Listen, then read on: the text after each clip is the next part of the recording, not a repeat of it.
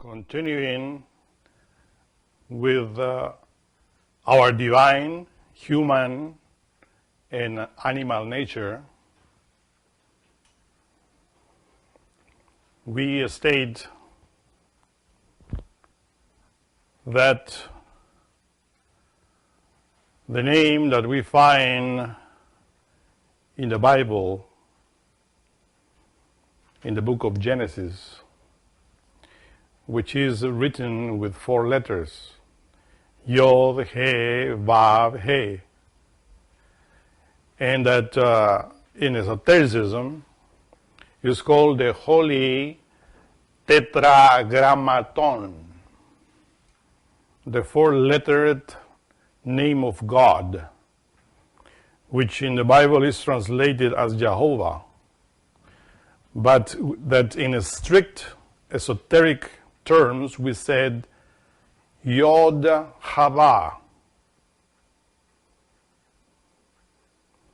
because the name Jehovah or Yod Hava, Yod He, Vav He, points at the duality, the two positive, negative polarities of divinity, which exist in every single person. Each one of us has his own particular individual Yod Hava, Jehovah, within. That's our divine nature. So when you read the Bible, you have to know how to read it, and to understand that the God that is mentioned there is within you, not outside. And if he is outside, it will be, of course, within every person that we know, within every creature that we see in nature. Because not only we, the intellectual animals, called by mistake human beings, have that within. The true human being, of course, has developed that divinity within. That's the difference. And is what we have to understand. Because in this day and age, there are many people in the earth which study Christianity or Judaism or Islam that think that they are the human being described in the book of Genesis.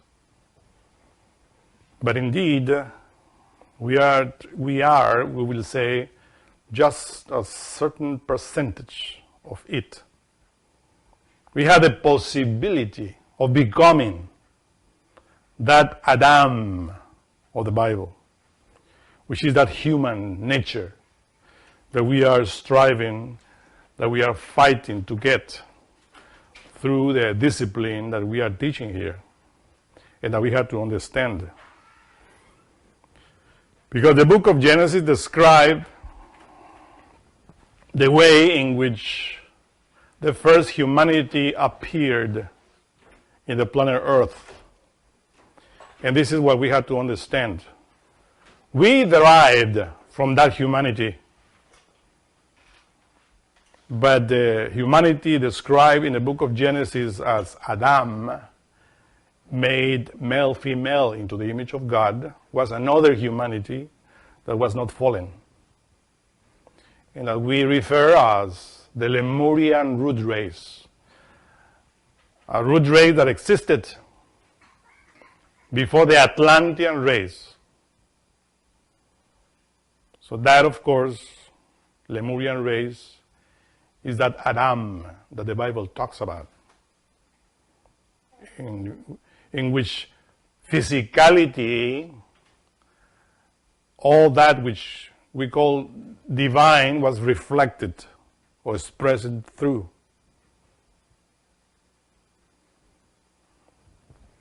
For instance, when we read the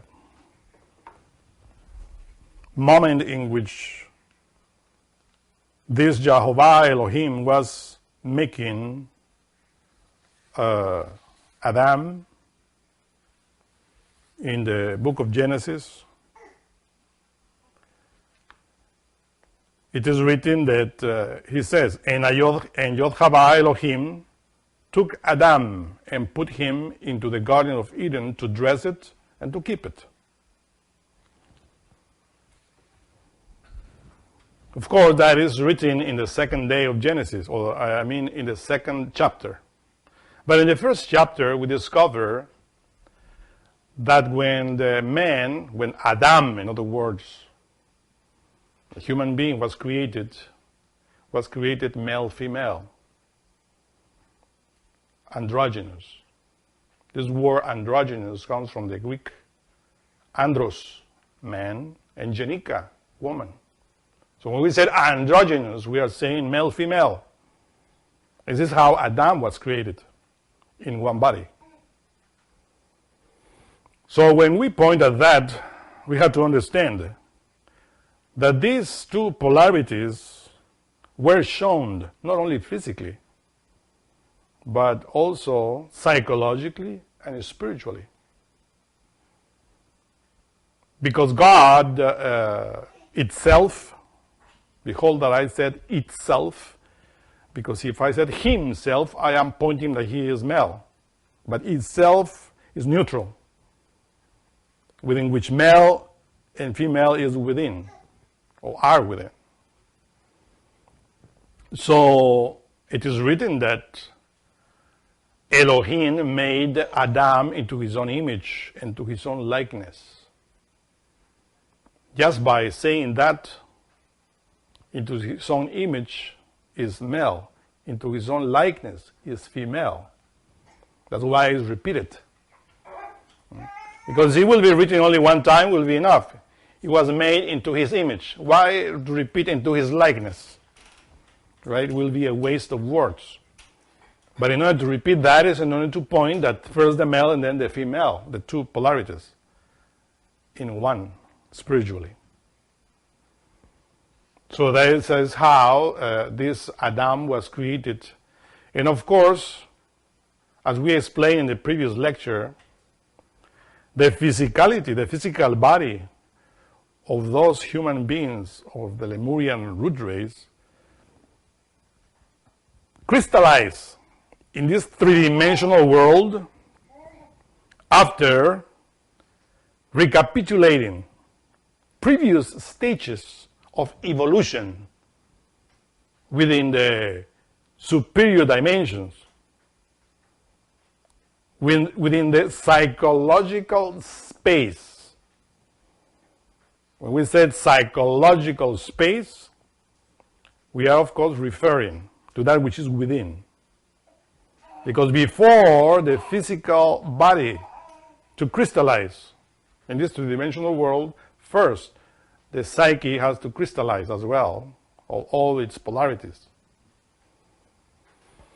And this is why it is written in the book of Genesis that Adam, physical Adam, was commanded.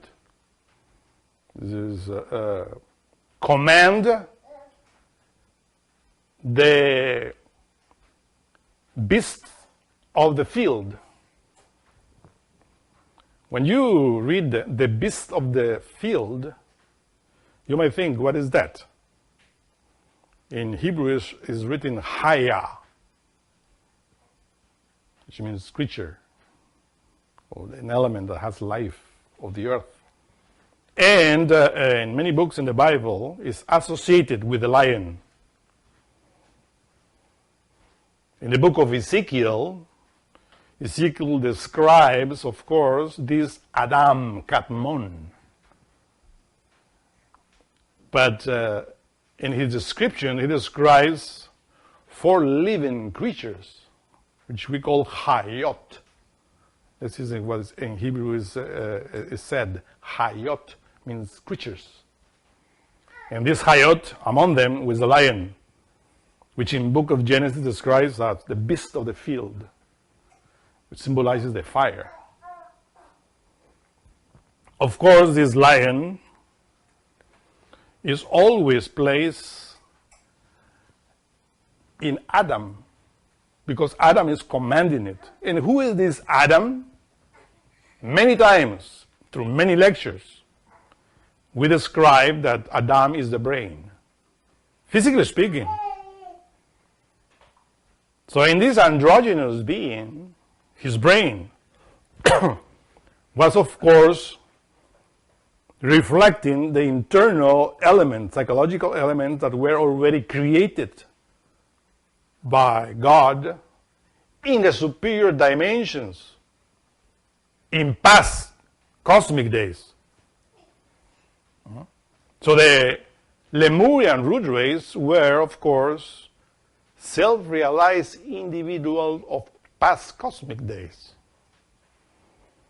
All of them, we will say it in Sanskrit terms, were bodhisattvas, vehicles of masters that self-realized in past cosmic days, whose mission was to crystallize physically in order to leave their physical bodies to the other monads that were evolving in nature, in order for them, these monads, to acquire the level of human being through these bodies.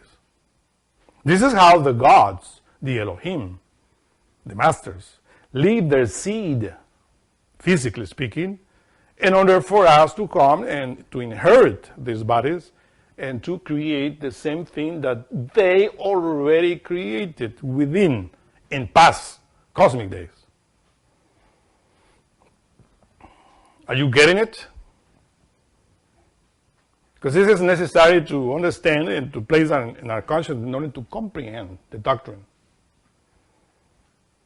So this lion of the field, or beasts of the field, reflects his power in the physical body, in the eyes. Physical eyes. The fire itself, the lion, when the fire is burning, is bright, emerges or gives light, photons, the forces that are capable to be shown by the eyes, to be seen by the eyes. The eyes capture the light. And this is what we have here, because the brain, physical brain, is that Adam. That's why in Kabbalah, when you describe the Lord of the universe, it's described only as a head, because it's the brain. But if you see your head, you see that all the senses are placed there. Your eyes, your ears, your nose, your mouth. 4 senses. And of course, that brain, that Adam, was also commanding the cattle of the ground. That cattle is, of course, related with the ears. In many lectures, we describe how the bull, the cow, the cattle, is always related with the sound, with the word. And of course, if you pay attention to your system, you will see that through the ears, you listen the sounds, you listen the music, and that always touches your heart or your emotional center. Actually, we have the superior emotional center and the inferior emotional center in us. Through the inferior emotional center, we get all that horrible music, modern music, that is played in this day and age. They play it. But the classical music, of course, relates to the superior emotional center. It touches the higher levels of the being. That's our emotional body, because the eyes are always related with the mental body. The lion, the fire, the sun is always related with the solar mind. Both are located inside of us in the fifth dimension as a seed germ that could develop. That's why when we talk in Kabbalah, in Kabbalistic terms, we say that Hod is emotion and Netzach is mind. Both are in the fifth dimension. And if you observe your eyes and your ears, they are almost at the same level. Only the eyes a little bit above, because the mind is above the emotion. See? This is how Adam, the brain, expresses what is in the psyche. The true man, of course. Because this lion should be a human body, mental human body. And this emotional body should be an astral solar body. Here in the nose, according to Ezekiel, is the eagle. So the eagle related with the air. It is obvious that through the nose we breathe. That eagle symbolizes, of course, the soul, that we call the causal body. And that you see control the eyes and the ears. It's in the middle, in the center, what we call in Kabbalistic terms, in the central column, is the nose. That is the causal body. Which is in direct relation with the pineal gland. Because in the central column, we find, of course, the pituitary gland and the pineal gland in the brain. So that eagle is related, in direct relation with the pineal gland. Flies can go from the nose up to the pineal gland and beyond the physical body. You see, that's why the eagle is placed in the middle of the two beasts, the bull and the lion. The bull, the ears, the lion, the sight. So this is how we have to understand, because when we utilize our physical senses, we immediately connect them to the brain and to the psychology that we have within. Of course, we are not going to state that everybody in this world has a lion and a bull within and an eagle. Most of these people in this earth have other creatures that symbolize the ego within. Instead of the eagle, they have a parrot. Blah, blah, blah. Yeah. But it could become an eagle if we work. Instead of that cattle, we can have another wild beast within. And the lion, of course, the mind, which instead of that lion, we have a donkey.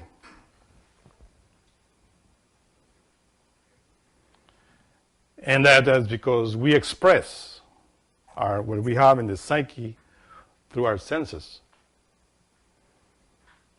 Observe, for instance, the movies of Hollywood. When they want to describe the extraterrestrials, they express what they have in their mind, what they have in the psyche through their senses, and they crystallize them and make movies with it. Or movies of horror, and all of that garbage that Hollywood made in this day and age. For all of us to pollute our psyche. It's very rare when in those lands of California they made something for the psyche. It's just for that animality that we have within. Not for the lion, not for the bull, not for the eagle of Ezekiel, but for other devolving creatures, pigs, donkeys, rats, etc. So we have to take care of our own particular Adam within. That's why it is written that God said, command the creatures, or the beasts of the wild, of the field, the cattle of the ground, and the birds of the air. That means control your senses. It's talking to your brain, concretely. This is how he says. He's talking to your brain. It says control your sight, control your ears, control your nose. And, of course, control your mouth. But that's the other creature. Where is Adam really related with the senses? Is the mouth, the taste, which is directly related with the vital body, where Adam is, the vitality, that consciousness that controls life in the physical body. That's Adam, the mouth, the word. And that's why it is written that Adam was naming and giving names to all the creatures, that he was listening, he was seeing it, that he was smelling. Because through the senses is how we capture this physical world, which is a crystallization of the superior dimensions, beings that exist in the internal worlds. So, of course, that Adam, the androgynous Adam, was doing it. But to that androgynous Adam, it is stated there that Jehovah Elohim warned him and said, hey, from the fruit that is in the middle of the garden, which is precisely the central column of the tree of life, that points to the sexuality, you shall not eat. If you read the Bible, it will say, eat. It says, you shall not smell it. No. You shall not hear it. You shall not see it. No. You shall not eat. Because Adam is the speech. This is how we communicate. This is how I'm giving you this lecture, thanks to my speech. To the images that I see in my eyes, the sounds that I hear through my ears, and what I smell, like talk. If you realize how the smell and the taste are intimately related, if you go inside your nose, you see that the nostrils are precisely where the taste is when the food enters into your stomach. It passes there and you smell it and you taste it. This is how these two elements are united in your head. And that's why when we talk about the ego and the mouth, we always say, this is Adam. The ego is Adam within, the psyche within, the soul within. But in the taste, it is related to the physicality. And those creatures, of course, were made within the androgynous Adam as a help meet in order for this Adam to receive assistance, which in this case is the brain, to develop, So, at that time, when these Lemurians received the command, the order, you shall not eat from the tree that is in the middle, it was referring, of course, to the two polarities. The two polarities of the tree of knowledge of good and evil. Because these two polarities develop that, you see, that mysterious sephira that is in the throat, below the first triangle of the tree of life, the throat, which is related with Adam. Because through that, the brain develops. That was the objective of the creation of the human being, or that is the objective of the creation of the human being in any planet. For that human being to develop the brain, the capacity of the brain 100%, and the power of the word, the power of the throat. In the beginning was the Word, and the Word was with God, and the Word was God. The Word relates to the brain. That's the mystery of that, the tree of knowledge, which in the androgynous Adam is in the throat. Because the two polarities, the sexual polarities of Adam, the androgynous, are pointing upwards towards the brain. That's why the Lemurian humanity were seeing more than 1.5 million of tonalities of color. You know what is that?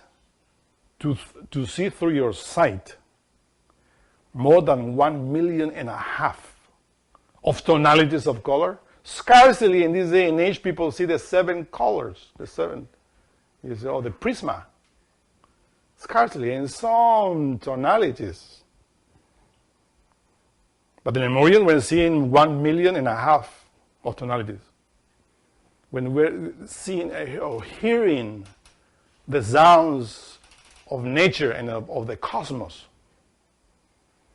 Because the ears, the physical ears that they were having, were connected to the chakra Swadhisthana, or the chakra Vishuddha, and the Swadhisthana as well, which are related with the uterus, with the sexual force. You see how the Swadhisthana, which is related with the sexual force, the uterus or the prostate in the man, gives certain powers in order to develop the throat when man and woman enter into puberty. You see the relationship there of sex. So in the Lemurian humanity, these two polarities were working harmoniously. Perfect. So that's why they were in tune with nature and the universe. But of course, according to evolution, they had to leave their bodies to the new creatures that are coming from the animal kingdom in order for those monads to have the opportunity to enter into the human level. These creatures that come from the animal kingdom eventually will enter into the humanoid kingdom, or called intellectual animal kingdom, developing intellect, and have the opportunity to create those bodies that we are talking here, the lion, the cattle, the eagle, that all the gods have within, that reflect in the mind the power, the psychological power of God. So by leaving the bodies, they leave the seed there, so they can develop that as well. And that's why the warning came to the androgynous man: you shall not eat from the tree of good and evil, because the day that you eat from it, you shall surely die. The real human being will die. And after that, of course, come the next in the Bible, when it is stated that Yahovah Elohim said, it is not good that Adam, the brain, is by itself, has to develop to the new levels in evolution. Therefore, I will make a help meet for it. Help meet. Meat, no meat. M-E-E-T, meet, help meet, means a mate, yeah, but it's like an assistance, you know? If you want to develop your brain, your Adam, I will help you. I will make a help meet for it. And those are the senses. That means in the physicality of those Lemurians, the sight were developing, which is the lion. The cattle were developing, which is the ear. The eagle, the nose. And all those senses of the physical body were developing in order for the brain to develop. But really, that was not a help for Adam. It is written. Because after that, after the Jehovah Elohim created all of these creatures, which relate to the senses of the brain, he says, but for Adam, he didn't find help meet or partner that will really develop the brain. So therefore, Jehovah Elohim says, well, if the sense of sight cannot fully develop the brain, can help, but it's not really helping. If the sense of hearing is not fully developed the brain, if the sense of smelling is not fully developed the brain, together with the sense of taste in the mouth, we need to use another sense in order to develop it. And that sense is the fifth sense, touch. That sense, touch, that we always associate with the hands. Right? Of course, that sense is in all the flesh. You see, everybody touches your flesh in any part of your body, you immediately sense it. But the main organs are related with the hand, that in Hebrew is called yad, which is related with the word yod, the Hebrew letter yod, which is always associated with the phallus, with the sexual organ. Yod is phallus. The man has the phallus, which is the most sensitive organ of the sense of touch, but it is related with the hands, as we explained in many lectures. And of course, for the sense of touch is how the tree of life developed at expenses of the tree of knowledge. Because the root of the tree of life is in the sexual genitalia. And the roots of the tree of knowledge of good and evil is in the sexual genitalia as well. But the tree of knowledge of good and evil, the two polarities, male, female, are exactly in the sex, expressed there. So the only way in order to develop the brain and the speaking or the speech, the capacity of develop the word inside of the throat, is by nurturing the brain and developing. Because at that time in Lemuria, even though the Lemurians were seeing many things, the brain were not at the size that we have within now. The brain was developing, not of the size that we have. And in order to perform that, it is written that Jehovah Elohim said, let us put asleep. Or to put in other words, Adam, the brain, to sleep. In order to divide the two polarities that are within him or within it. These two polarities relate to the polarities of the sexual energy. That the androgynous Adam had it polarized up to the brain. The sexual energy is polarized in two ways. In the physical body, it crystallizes the positive or active way in the rachis liquid. It's called the rachis liquid, which is where the brain floats. The brain develops at expenses of this liquid that we have precisely in this area of the head.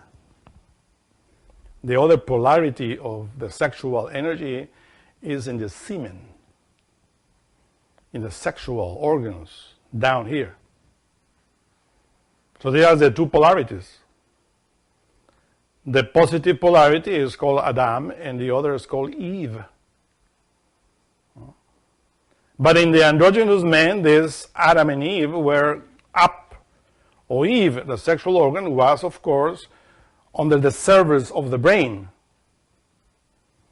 But in order for the brain to develop completely, it is necessary to divide the two forces and to separate them in two bodies.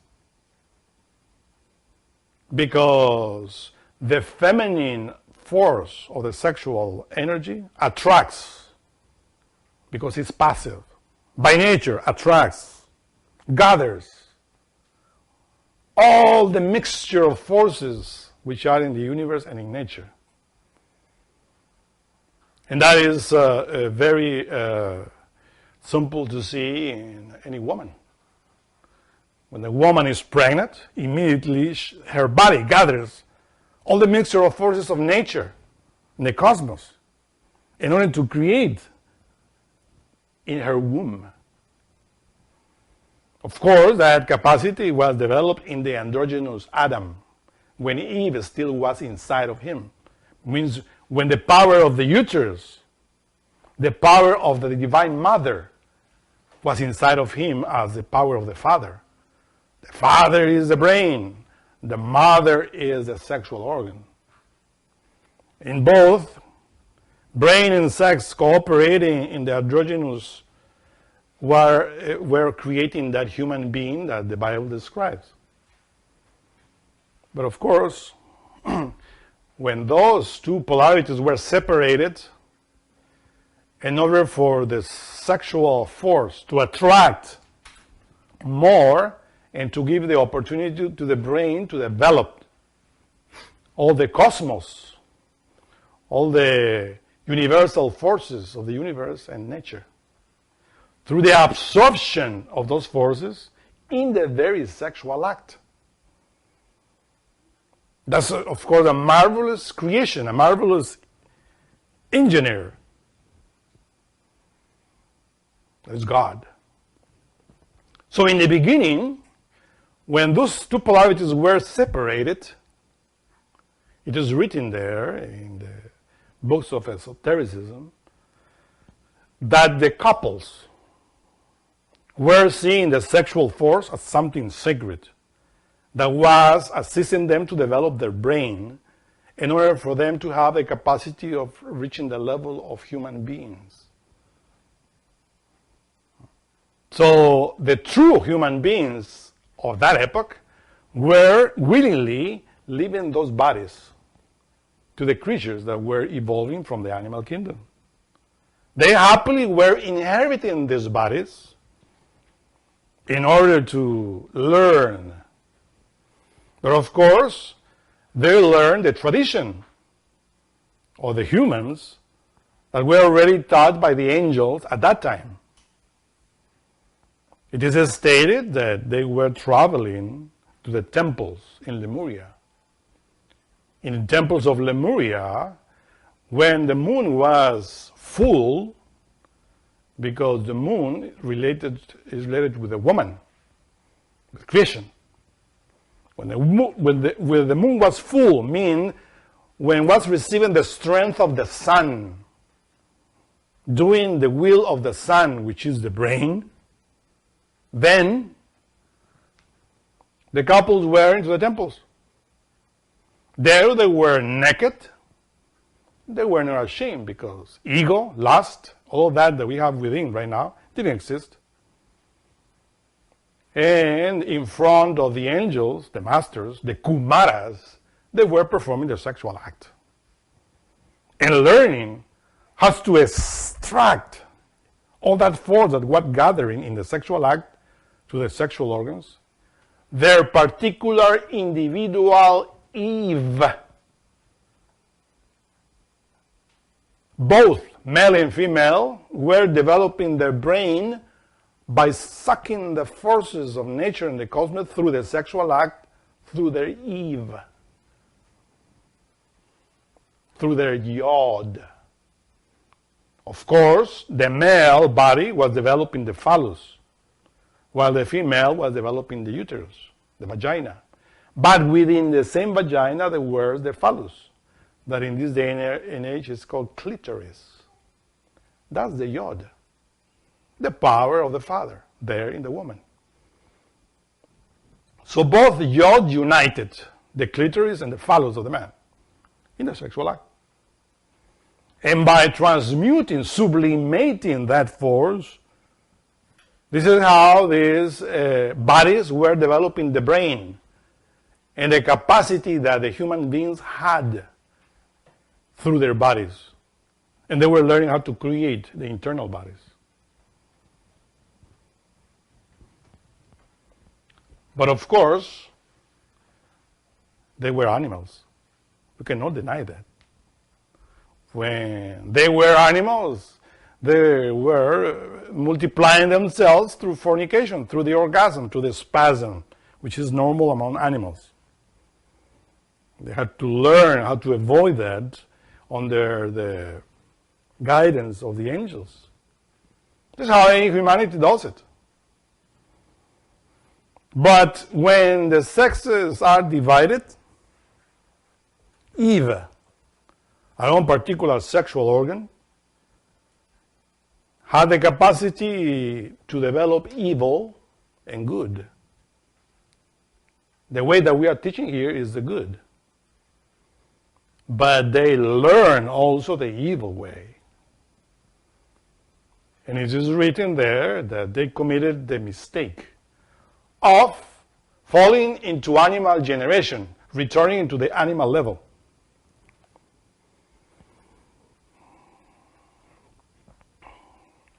Now, of course, if you read carefully, in detail, the third chapter of the book of Genesis, when the serpent, which is the symbol of the sexual force, is tempting the sexual organ. Because it's in the sexual organ when you have the opportunity to multiply as well, to bring children, or to fortify your brain, to develop the human level within. The serpent said to the woman, "Isn't that right that Jehovah Elohim said to you, you shall not eat from the fruit of the tree of good and evil?" And then the woman, Chava, the sexual force, expresses,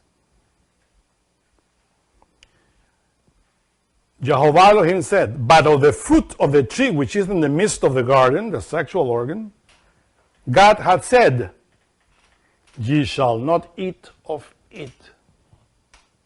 That is in relation with the mouth, Adam, because that was the commandment to Adam. But now, the serpent is talking to Eve, the female aspect of us. And then she added, "Neither ye touch it, lest ye die." You see, only that phrase there is, neither ye touch it. Because they are already separated in sexes, and through the sense of touch is how Eve and Adam are united. Because they were united again in the androgynous body, but now they're separated. And how do we unite? How do we, men and women, unite in order to become an androgynous being again? Through the sexual act. Through the yad, to the sexual organ. Through the sense of touch. Neither, he said, you shall touch it. Of course, that is a command at that time. Because you don't know how to handle that force. If you forget about my command and you do it without my consent, without my presence, as we explain in other lectures, of course, the sense of touch will not be controlled. And if you observe, the most sensitive organ of the sense of touch is in the midst of the column, the midst of the garden, in the center, sexual organ. Above it is the heart, a little bit to the left, but it's in the center. Then the nose, then the mouth, You see? The other beasts, the lion, the eyes, are side by side. The cattle is side by side. But the eagle, which is the breathing capacity, is in the middle. The speech, which is Adam, the power of the word, is in the middle. And down there is Yesod, Eve. That was separated. So through Eve is how Adam breathes. You see the nose? The eagle helps him, and then Adam pronounced the word. Adam says, Yao, and Yao is the first triangle, the tree of life, Father, Son, and Holy Spirit. Through Yao is how Adam, the nose, when breathes and pronounces, takes the force of Eve in order to develop the brain. 100%.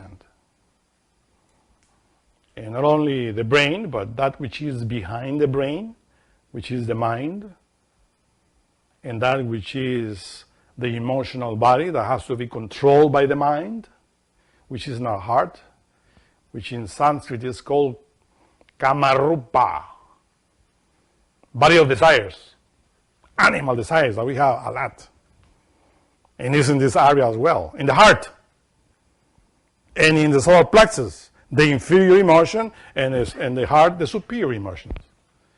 By developing that, by controlling that, through the breathing exercise, this is how Adam controls everything in nature. What nature? Your nature. Still people think when they talk about Adam, they talk about the male, and they think that they have to control nature, means the outside nature, by polluting the atmosphere with petroleum, with gasoline, by killing creatures, because we are the king of nature. The Bible says king of nature, no killer of nature. The killer of nature is the intellectual animal. The intellectual loafers, the braggers of the intellect. But of course,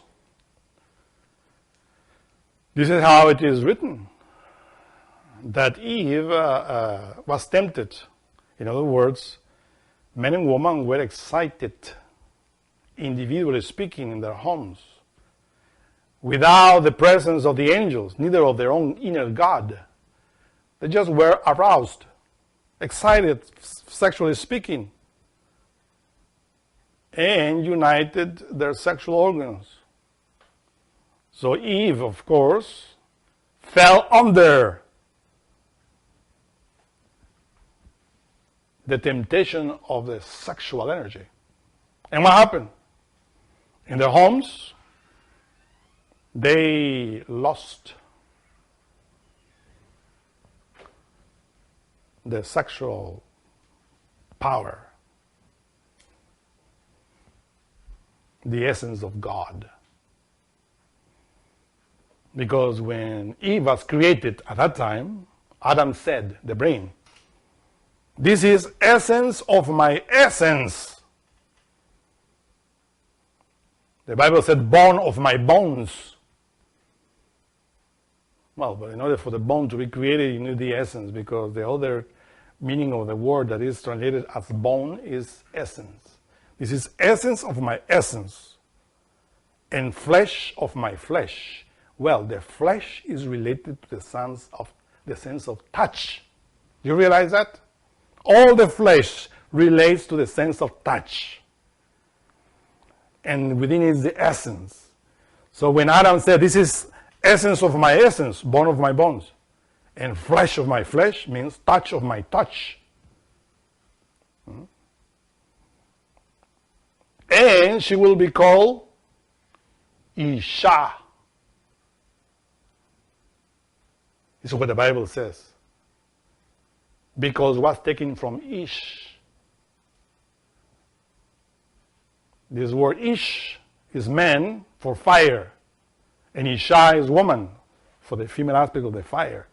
So in other words, it's explaining very clear there that the fire, which is God, is divided in two forces, the two polarities, Ish and Isha. It doesn't say that Adam and Eve. Because Adam and Eve is only the brain and the sexual organ. And then, of course, when the brain, Adam, couldn't control his wife, since that time, the wife controlled the husband in all the homes of the world. Right? And the man says, I am the head of my home. And the woman says, this is what you say, because I'm giving you permission to say it. It's true, you know. The brain should control, of course, the sexual organ. That's the point. But it's not about violence, but with intelligence. If the brain allows the pineal gland, within which intelligence is, to control the mind, the brain will easily control the sexual organ. But now the sexual organ, Eve, controlled the brain completely. The brain is really atrophied. Adam is degenerated. At that time, of course, when that humanity fell, as we said, when they ate, because they even eat it, but they also touch it. They ate of the fruit, they touched the fruit. They didn't sublimate the energy, the essence, to the sense of touch, but they spill it through the orgasm and spasm of the beasts. And they fell into animal generation. And that's why in the beginning, after that, when that happened, and you read the Bible that describes there, alchemically and Kabbalistically, it is written that Adam knew his wife. Knew is knowledge. But he knew his wife through the orgasm, to the spasm. And his wife, his sexual organ, begat Cain. That's the first child of the couple. Or we will say that's the first outcome of the brain and the sexual organ combined through the orgasm. That's Cain. Of course, that Cain was strong. Because this is how humanity start knowing evil. Knowing the tree of death, which is called klipoth. Immediately the energy sank into klipoth, and Cain was born within. Thereafter, humanity, because falling into sin, they knew evil. They developed that Cain, which is the mind.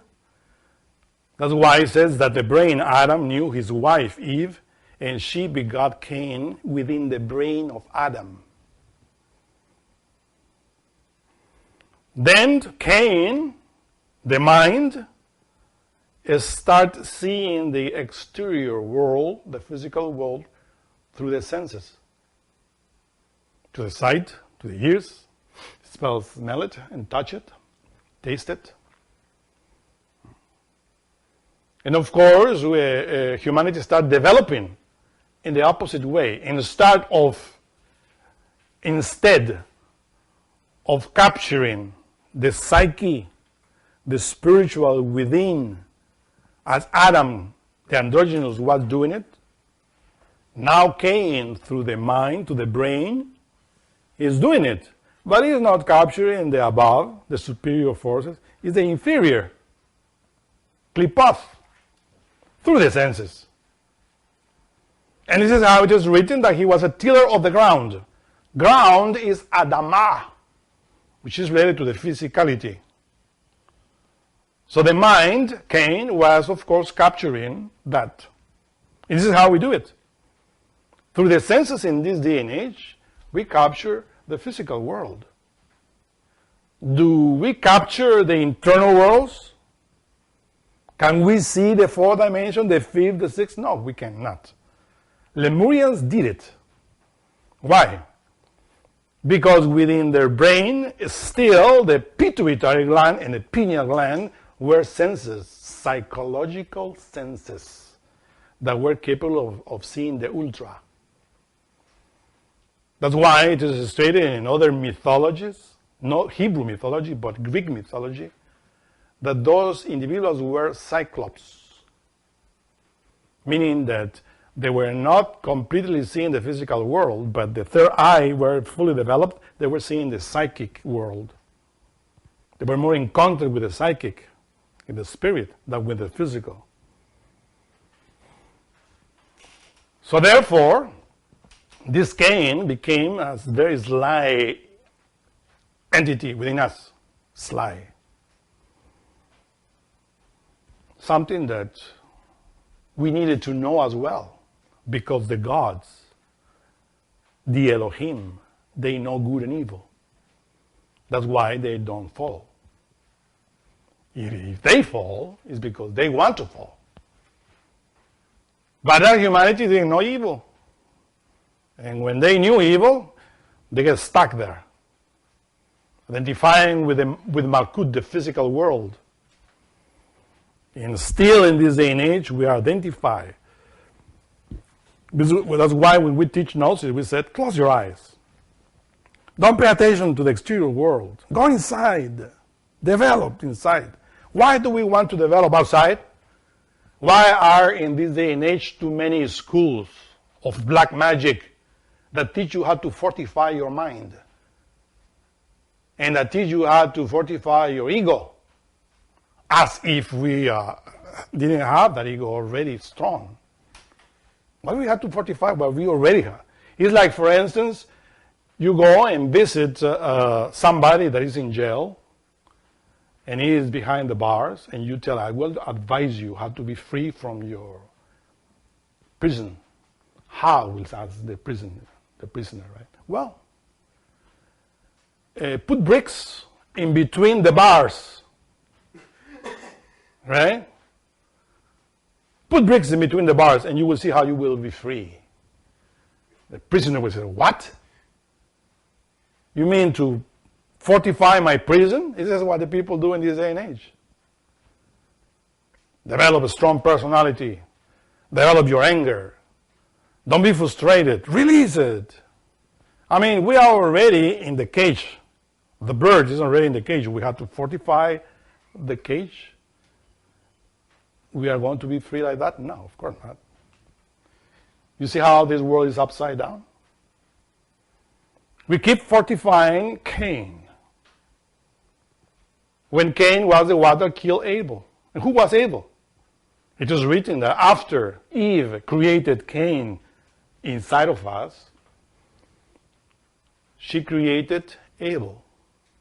Abel, Habelim, vanity of vanities. That consciousness became submitted to the vanities of the world. This is what Abel means in Hebrew, vanity.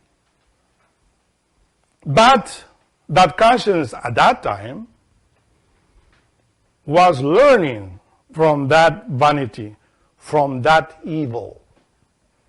That's why it is written that the consciousness starts saying, okay, now I am sink in this world which is not the spiritual world. I am in the physical world, and even to Klipoth, hell.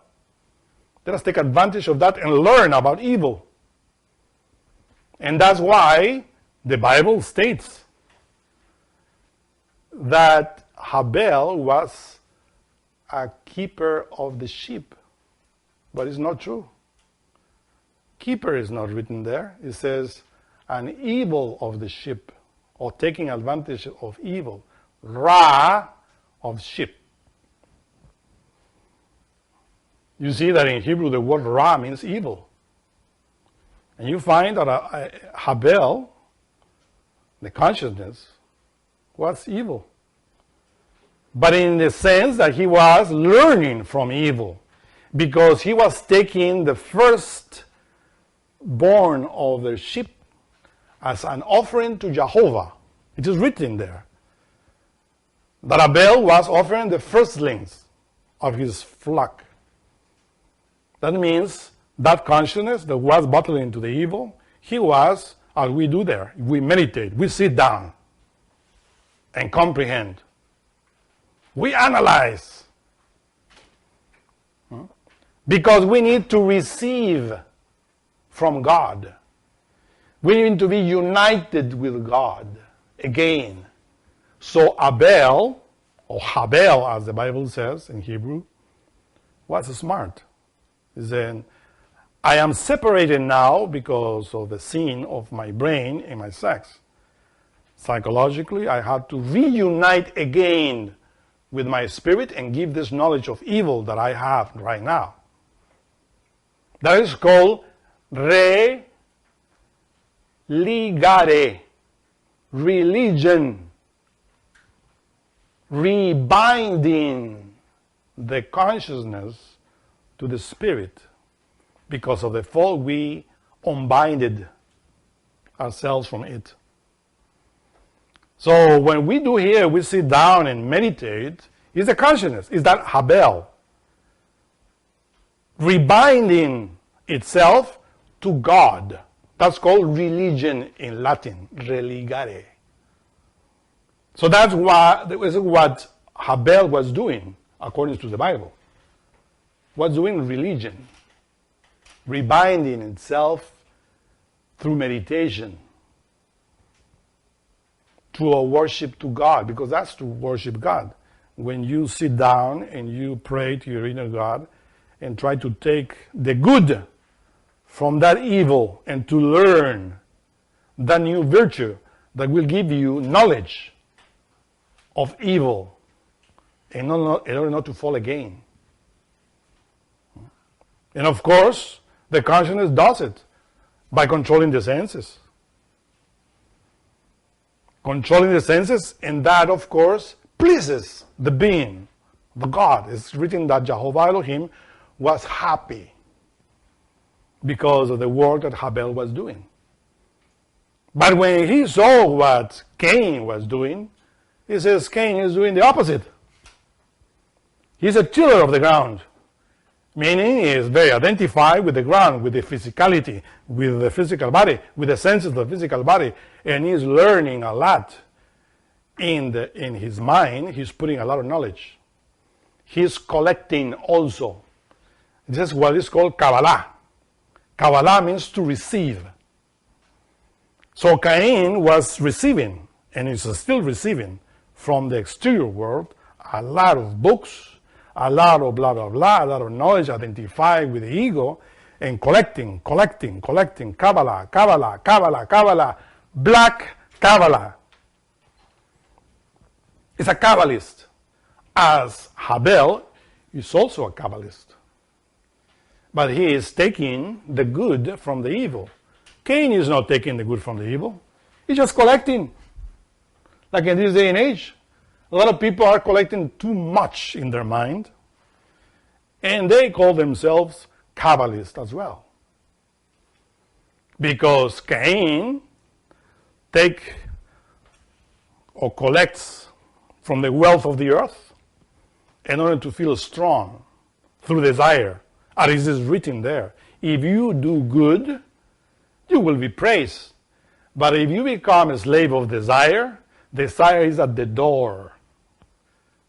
That desire is, of course, at the doors of the senses, and you are a slave of it. So you are not praised. So Jehovah Elohim was not pleased with the work that Cain was doing. As in this day and age, many religions, Christians, Jews, Muslims, Buddhists, Taoists, you name them. They memorize the Bible. They memorize the Quran or the Buddhist scriptures and many things. And they think that because they know with periods and commas and semicolons their sacred books, they are done. And they think that they understand the sacred scriptures with their Cain, with their mind. But the mind only wants to collect. Cain just wants to collect. To rise, they said, in evolution, in order to have a lot of knowledge, to put into their ego that knowledge until the ego explodes. Yeah, it really will explode, but down there in hell. If that happens, when the ego is so heavy, they sink into hell. And eventually in the 8th sphere explodes, the 9th. And the essence is liberated, but without knowledge. That intellectual knowledge, subjective knowledge that they get during their life is just wasted. But if you follow the example of Abel, and you get the first essences, the first things that are within the ship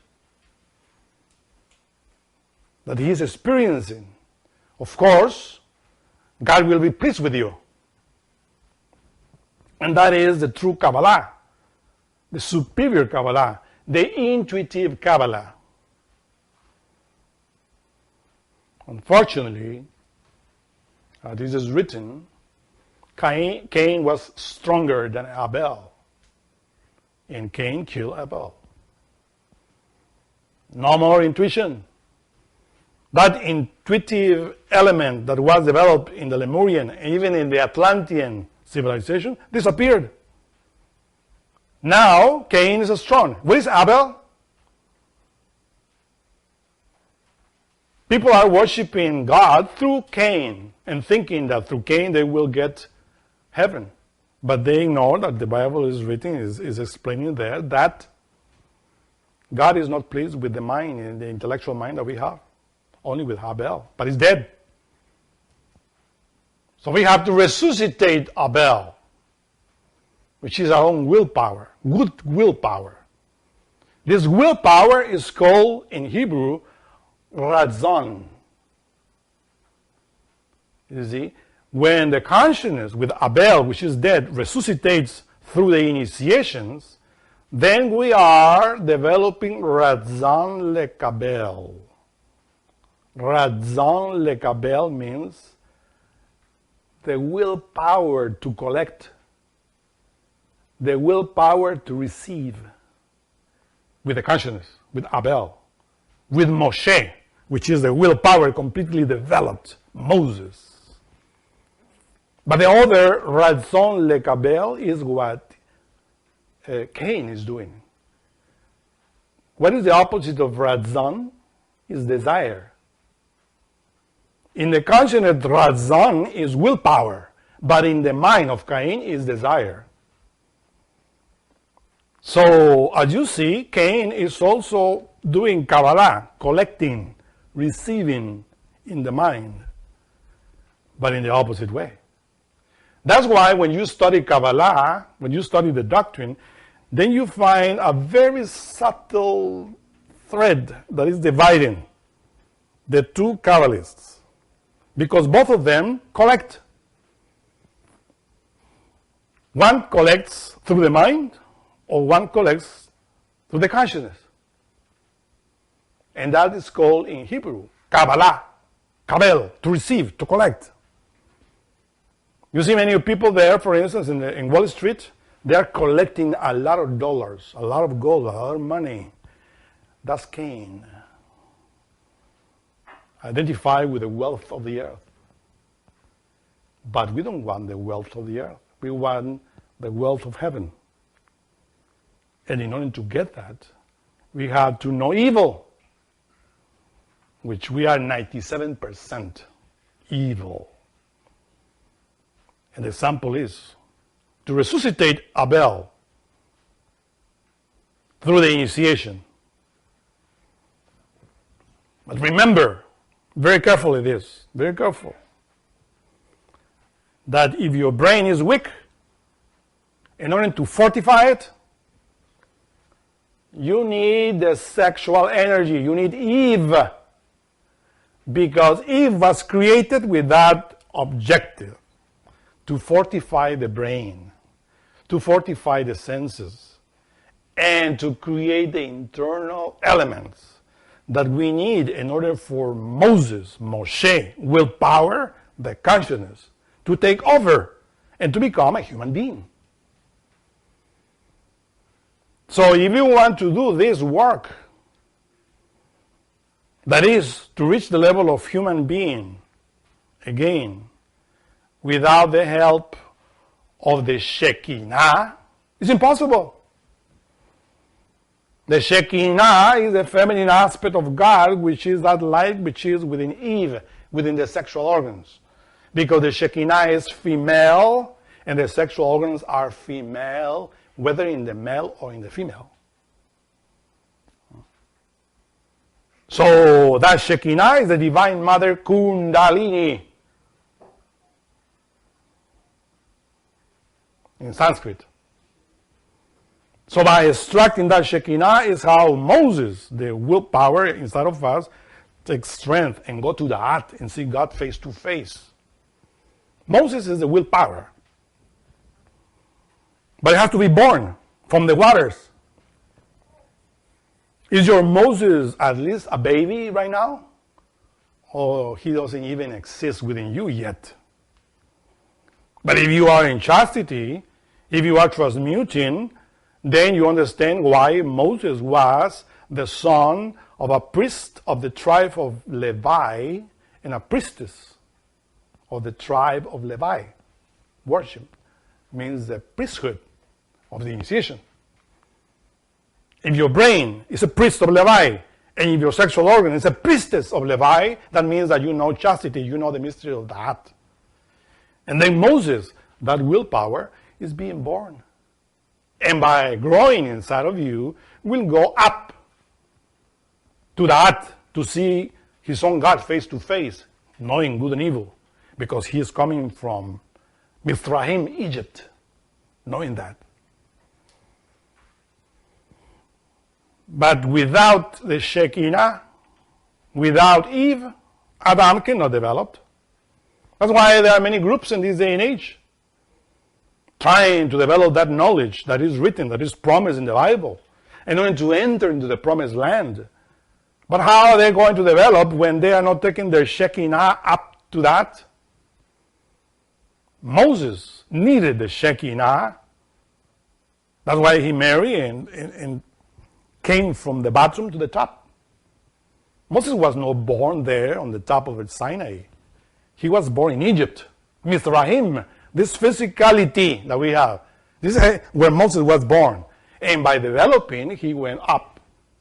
The same with us. This is willpower, ratzon lekabel. This is Moses.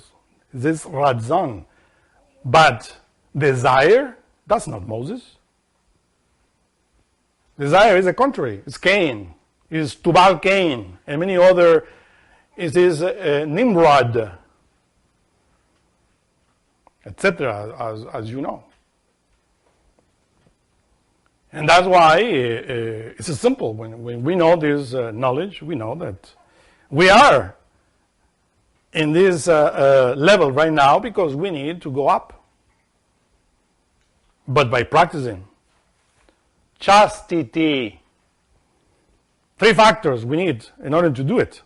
First factor, to be born again. It is what Master Jesus taught to Nicodemus, this great rabbi. You need to be born again.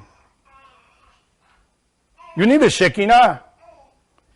You need the force of your sexual organ in order to fortify your brain.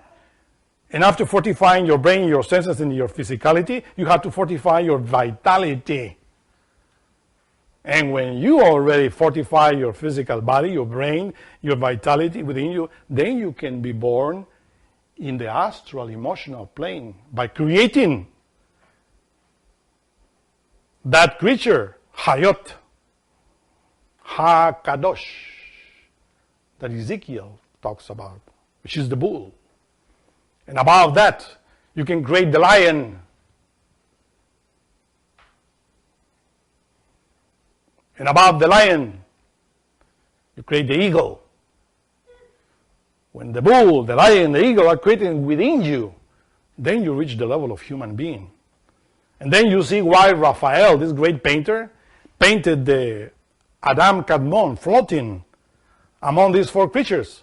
The angel, the bull, the lion, and the eagle, and sustaining him in the space. Well, that space is heaven. That heaven is the brain, is the head of the physical body. Because here is where these entities, these bodies express to the real human being.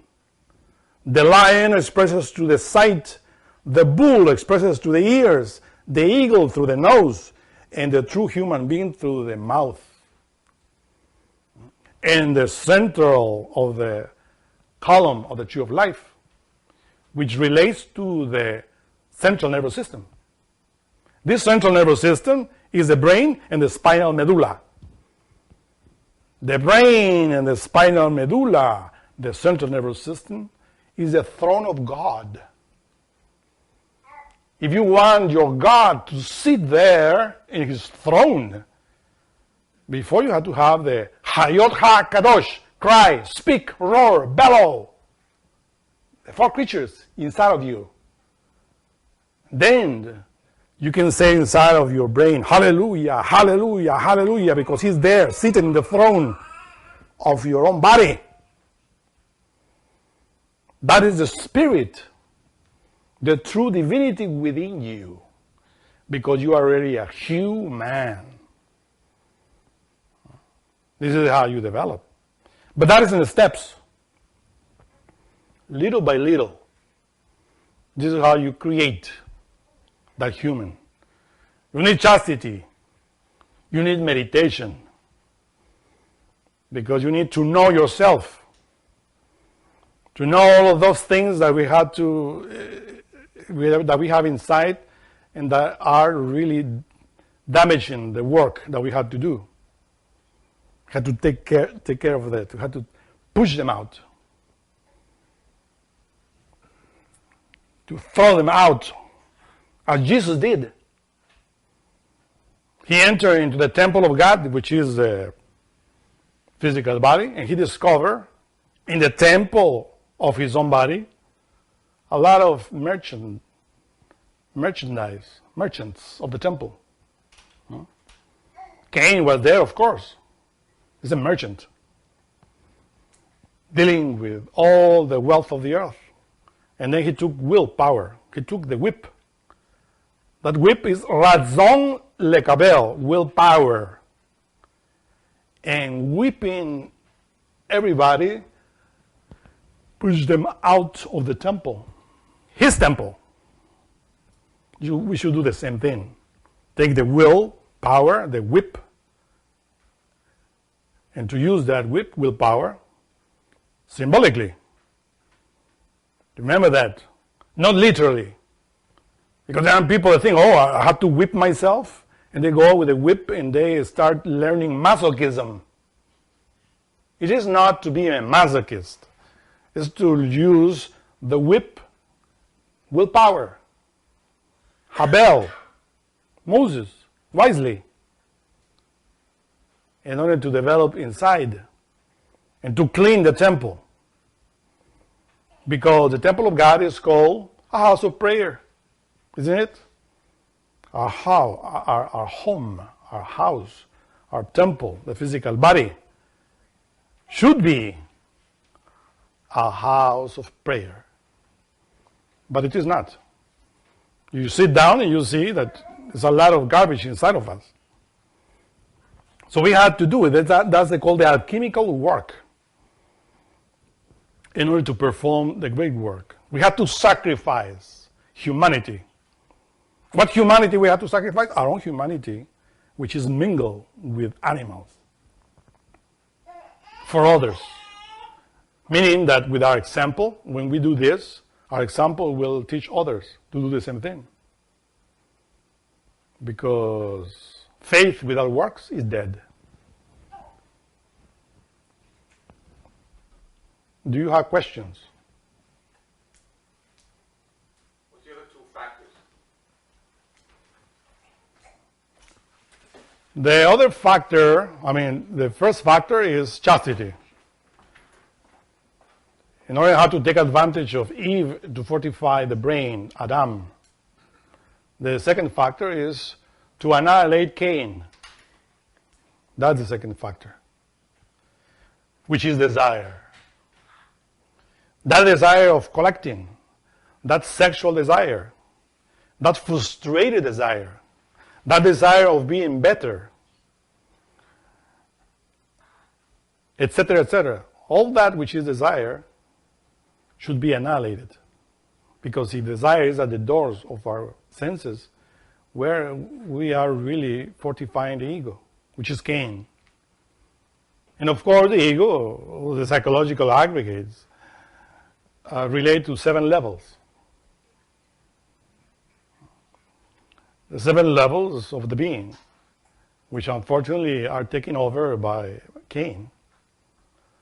And each level, we have other 7 levels. 7 by 7 are 49 levels.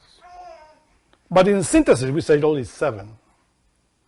He who finds Cain hidden within the 7 levels of the mind, this person, this initiate, should kill Cain and to extract and to take the blood of him, and to create Seth inside. And of course, the third factor is what we're doing here. To teach, to help others in their own level. Not to be selfish and thinking that this knowledge is only for us. This knowledge is for everybody. That's why we are broadcasting this knowledge. And I hope that will help everybody. But remember that salvation is relies in the 3 factors. To be born again, to die, and to sacrifice for humanity. This is how we work and we develop. Do you have another question? What advice do you give to students who are walking on the path, who are confronted with desire for others? Since the ego is so great and lust is so great, how can they fight their own desire in a world of adultery as we are in? How we can find, how do we can fight desire in the world of desire? By praying to God, by performing, by exercising razon le Abel, which means the will to receive from God through Abel, by being here now during the day, because really this whole society is based on desire, is based in Cain. Cain has gathered all religions of the world in his hand. So we have to study that within ourselves, to take advantage of the gymnasium that life gives us, because we live in the world of Cain. Cain is alive in each one of us. So we have to kill Cain in order to re-enter into the kingdom of God and to resuscitate Abel. And for that, the 3 factors. Little by little. We do it in our own world, in our own level. But in the moment, what practical advice could you give to somebody who is faced with that in the moment?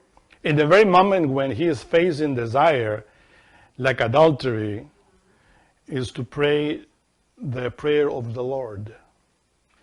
When somebody is tempted, as Eve was tempted, and when he sees that Cain is there ready to kill his own soul again, and then you concentrate in your inner being and say, Our Father, who art in heaven, hallowed be thy name. Thy kingdom come. Thy will, razon le Abel, be done on earth as it is in heaven. Forgive us our trespasses as we forgive those that trespass against us.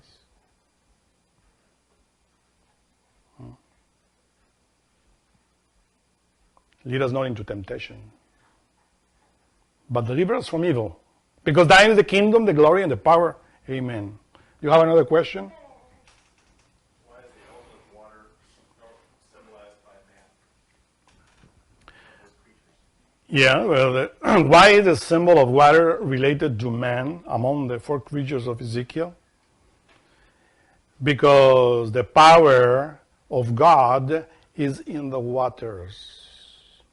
That's why in the Bible you find that the superior waters that is in the Bible translated as heaven is translated in Hebrew, it says Shamayim. Shamayim means the fiery waters of heaven, because Mayim means water. Only the word Im by itself means ocean. So when you said Mayim, water, you said Ma, the forces of the female forces in the heaven. Mayim, the waters. And the man is drawn from the waters. That's why in the 7 days of Genesis you find that everything that is coming out into the surface of the universe is coming from the waters. It is written.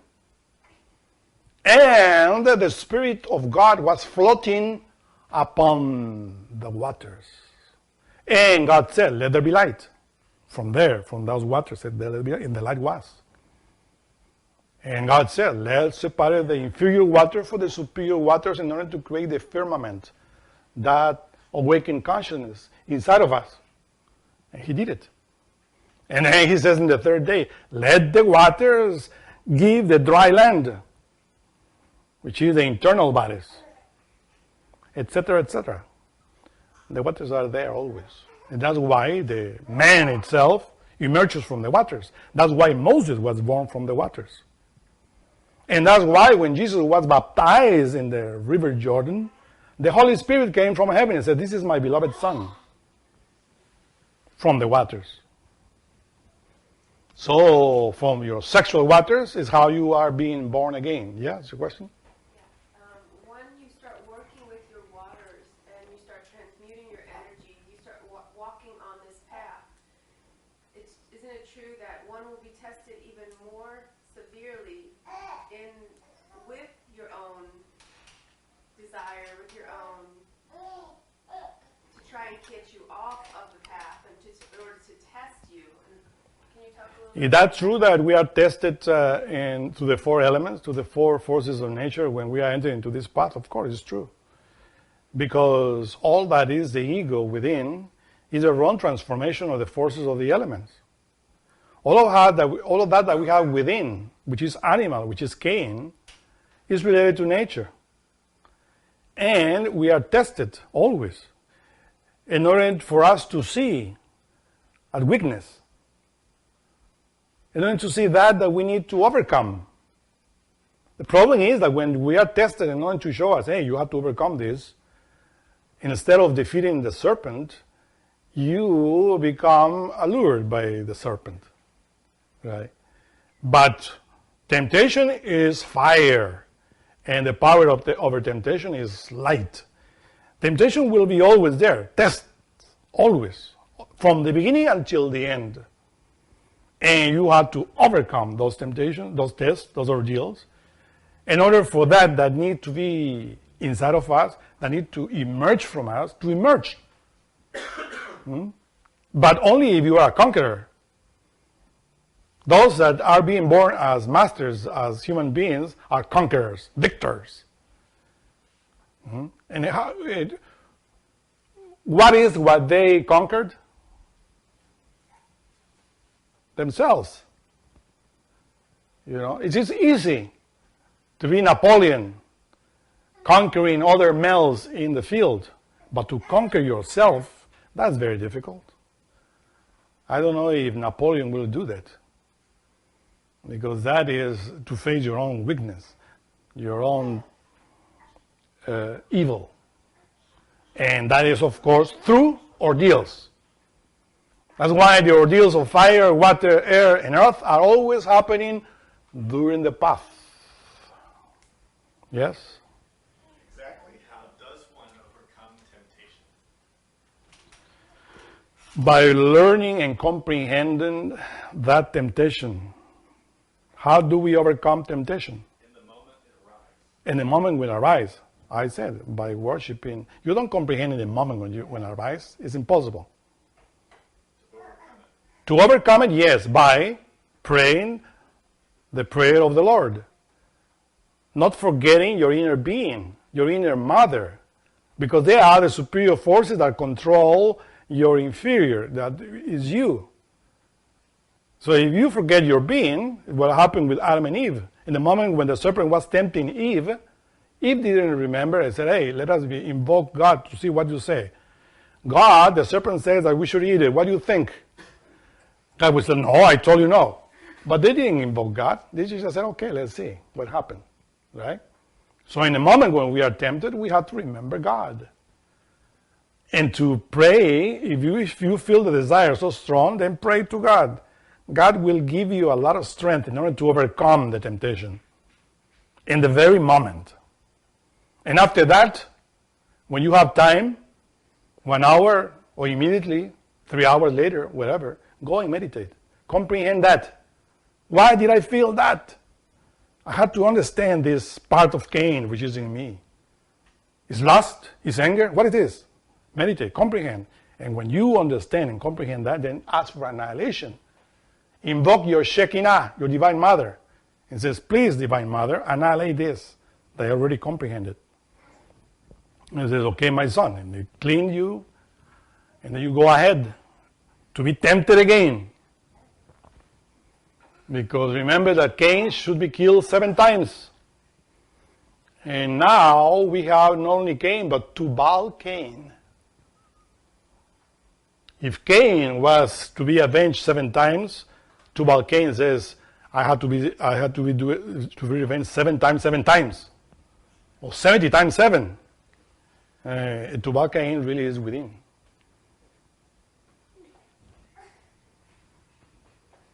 Questions? Either of you? You said we're killers in nature. Is it more so what we have within ourselves, or is it both what we have within ourselves and outside of ourselves as well? Killers of nature, yeah. Why are we saying that we are killers of nature? Of course, because we are killing our own divine nature and fortifying our animal nature. So you see, we are between, because the human is a bridge between the animal and the divine. But we are animal. When we reach the level of human, and then we are a bridge. And then we see, oh my goodness, I have to annihilate more animal in order to go to the divine. But in this day and age, Cain is animal, 100%. And is killing divine within and without. So obviously we are killers. Yes? How deep does one have to be in meditation to comprehend? We have to remember ourselves, and we have to be awakened. Remember that when we sit in meditation, we have to sit also with God. Where is God seated? Well, if you remember Him and you invoke Him, He will come and sit down in your central nervous system, your brain and the spinal medulla. That is the throne of God. If you concentrate from your pineal gland and invoke Him, He will descend and sit down here, sit down there. So when you are remembering there, when you are seated there with Him, you are performing religare, religion. Only we will say it in 1%. It says, God help me, God, because I am your son, I, the consciousness. I'm dead, but I am your son. Look, Cain, kill me, it's in the mind. Help me to concentrate and to comprehend it in order to go out. So in the very moment of meditation, you have to sit in the throne of God. The pineal gland is the seat of the soul, and the brain and the medulla is the throne of God. That's why it is always shown in Buddhism. When you sit down, your spinal column has to be straight. Why? Because God is energy. They have to sit there together with you. So when you meditate, you have to pray. Why? Because usually we are outside. Cain take us outside. You are meditating there, trying to comprehend one aspect of him, and Cain comes and tell you, get out of here. What are you doing here wasting your time? Come to the mall. Come to the city. You see there's a movie? Let's go to the streets. And then you remember that lady that was looking at you in the mall or in the streets? And then you start begging outside from yourself. And then you say, oh, Cain took me out. And then you shall pray, my God, please take me again. I want to sit here and to comprehend this. And try to control Cain, which is your mind. Because Cain is always identified with the wealth of the earth. And with all of that garbage that is in the earth. So we have to control it. To transform that completely. And it is by remembering God. That's why Master Samael Onbeor stated, you have to remember yourself. But the true self is that which is in the human being. You see the word human being. The being is that which is behind in your spinal column. Being. To be or not to be? That is the question. Don't forget the being, the true self. In the moment of meditation, and analyze with your consciousness, your ego. Because remember that Adam is there, is your brain. Eve is there. And in between is Cain. And you, dead, Abel. So you're trying to get out from this world of klipoth.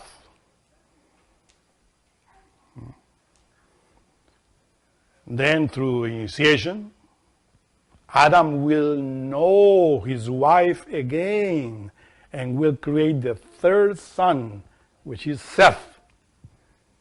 And Eve will say, oh, now I have another son, which will replace Abel, who's my mind, Cain killed. But that Seth will be a new being, a human being.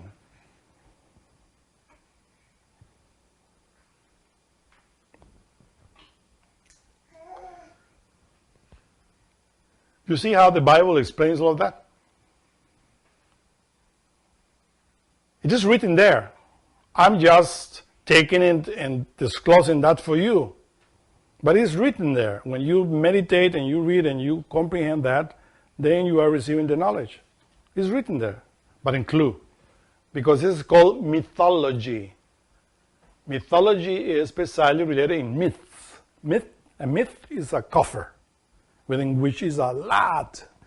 If you open that coffer, then you see a lot of gold of the spirit. So that is what the Bible is. It's a big coffer with a lot of myths. Adam and Eve, Cain and Abel, and etc. Thank you very much.